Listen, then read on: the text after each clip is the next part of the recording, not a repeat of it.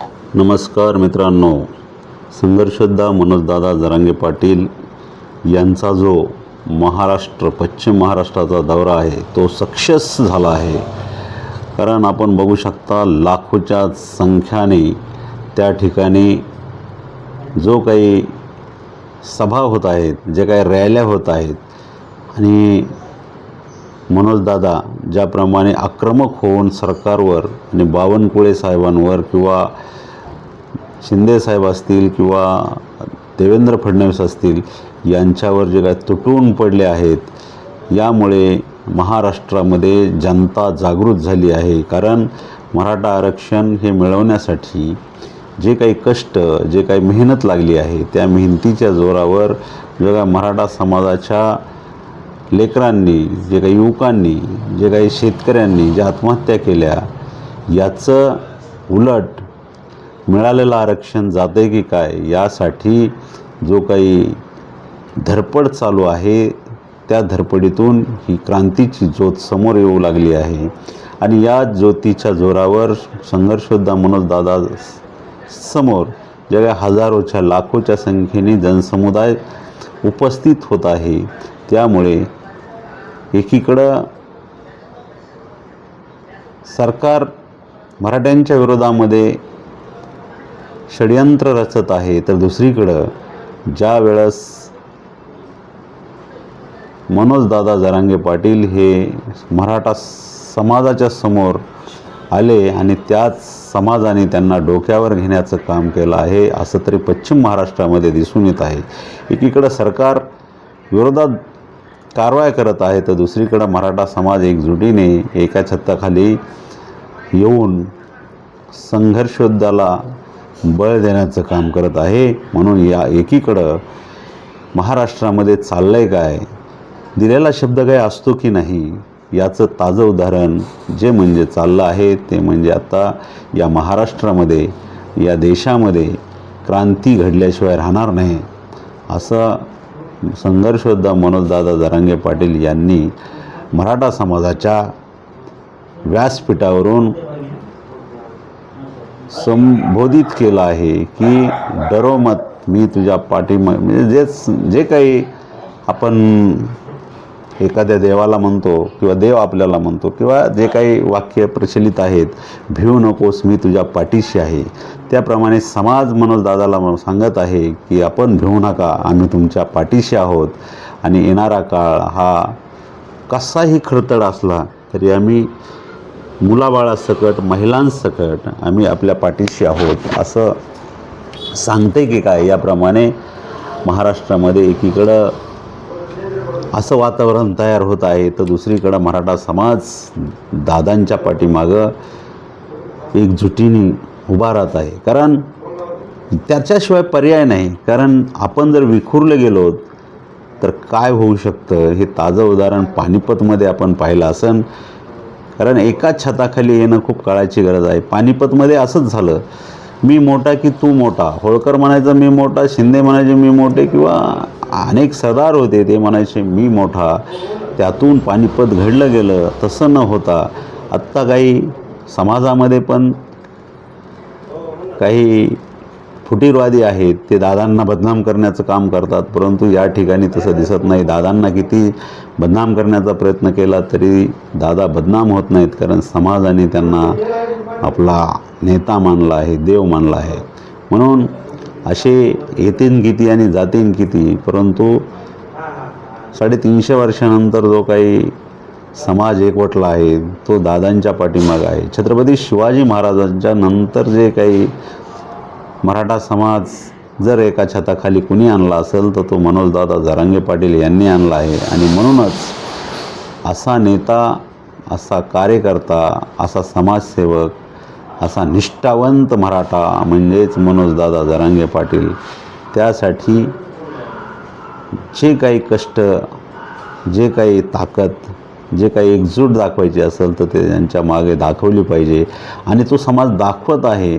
म्हणून जे काही विरोधकांच्या पायाखालची वाळू सरकण्याचं काम या ठिकाणी होताना दिसत आहे. कारण एकीकडं लक्ष्मण हाकेसारखे, वाघमारेसारखे आणि जे काही वेगवेगळ्या जे काही आंदोलनं करत आहेत की मराठाला आरक्षण मिळू नाही, परंतु या ठिकाणी कोणीही आला आणि कोणीही गेला तरी एकीच्या जोरावर समाजाला आरक्षण मिळालं आहे. फक्त ते अंमलबजावणी होत नाही आहे आणि अंमलबजावणीसाठी 29 ऑगस्टपासून संघर्षयोद्धा मनोजदादा जरांगे पाटील हे परत एकदा उपोषणाला बसत आहेत आणि त्यांना ताकद देण्याचं काम या महाराष्ट्रातील जनता म्हणजेच मराठा समाज देणार आहे. मित्रांनो, या देशामध्ये मराठ्यांनी क्रांती घडवण्याचं काम केलं आहे. मग ते अटकपासून कटकपर्यंत असेल, कारण ज्या वेळेस देशावर संकट आली त्यावेळेस मराठा समाजानेच या देशाचं रक्षण केलं आहे. आणि आता ज्या वेळेस मराठा समाज आरक्षण मागत आहे त्यावेळेस काही दुसऱ्या समाजातील काही लोक विरोध करण्याचं काम करत आहेत. एक उदाहरण दिलं तर ते बबली आणि बबल्या म्हणून जे काय ओरडत आहेत तिरक्या डोळ्यावाले, ते पण समाजाच्या विरोधात 12ही महिने 12ही तास एक पत्रकार परिषद घेऊन सांगतात, मी देणार नाही, मी घेणार नाही. अरे तुझ्या काय बापाचं आहे का? देणाऱ्याने दिलं आहे, घेणाऱ्याने घेतलं आहे, परंतु फक्त अंमलबजावणी होत नाही आहे. यासाठीच आता येणारा काळ, येणारं आंदोलन हे खूप जोराचं आहे, असणार आहे. आणि दादांनी सांगितलं आहे की हे आंदोलन म्हणजे लास्ट अँड बेस्ट असेल. माझ्या जीवाचं त्यावेळेस काही होऊ शकतं. म्हणून मित्रांनो, आपल्याला लाख मेले तरी चालतील, परंतु लाखाचा पोशिंदा मेला नाही पाहिजे अशी या ठिकाणी म्हटलं तरी चालन. परंतु या ठिकाणी दादाच्या जीवाचं काही होणं ते परवडणारं नाही. म्हणून दादांची काळजी समाजाने घेतली पाहिजे, कारण समाज घेत आहे, परंतु काही लोक दलबदलू असतात, विरोध करणारे असतात. कारण फितुरी ही जी काही फितुरी आहे ती फितुरी इतिहास गवा आहे. इतिहासामध्ये पण फितुरी झालेली आहे आणि या कलियुगात पण फितुरीची संख्या काही कमी नाही. आपलेच काही फितूर होत आहेत, परंतु अशा फितुरांना जागा दाखवण्याचं काम आपण वेळीच केलं पाहिजे. आपल्यात राहतात, आपल्यात खातात पितात आणि आपलीच टिंगलटवाळी करतात असे काही फितुरी लोक या महाराष्ट्रामध्ये आहेत, आपल्या समाजामध्ये पण आहेत. यांना आजूबाजूचे जे काही समाज बांधव आहेत त्यांनी वेळी जागा दाखवली पाहिजे. मित्रांनो, आपण विरोधकांना समजू शकतो, परंतु आपल्यातलेच काही जर लोक फितुरी करत असतील तर त्या फितुरीचं काय करायचं, त्यांना कसं गाडून टाकायचं हे आपण बघितलं पाहिजे. कारण बघताय महाराष्ट्रामध्ये, पश्चिम महाराष्ट्रामध्ये कधी नाही ते एवढा इतिहास घडवण्याचं काम दादांनी केलं आहे. लाखोच्या संख्येने रात्रभर लोक जागरण करत आहेत आणि दादांच्या समोर येण्याचं काम करत आहेत. मित्रांनो, हा योगायोग नाही, तर ही क्रांतीची ज्योत आहे. पेटलेली ज्योत कधीही विझू शकत नाही. म्हणून मी आत्ताच सांगितलं की लाख मेले तरी चालतील, परंतु लाखांचा पोशिंदा याला काही होता कामा नये. कारण आज करोडोच्या संख्येने मराठा जे पोरं आहेत ते नोकरीला लागत आहेत आणि कुणबी प्रमाणपत्र म्हणून त्यांना काय फायदा झाला आहे. त्या नवयुवकांना किंवा जे काही शिकतायत विद्यार्थी असतील, जे काही नोकरीला लागलेले पोरं असतील, त्यांना विचारलं तरी चालेल. कारण या ठिकाणी गोरगरीब लोकांना शिक्षणाची दारं उघडं करून देणारा समाजसेवक म्हणजेच मनोजदादा जरांगे पाटील, त्यांच्या पाठीमागं आपण खंबीरपणे राहिलं पाहिजे. अहो, काय कष्ट घेतली असतील ह्या माणसाने, किती आंदोलनं केली. आपल्याला दिवसभर जेवण नाही केलं तर काय आपल्या पोटाला कष्ट होतात, आपल्याला कसा अस्वस्थपणा किंवा कसं तरी वाटल्याशिवाय राहत नाही. आणि हा माणूस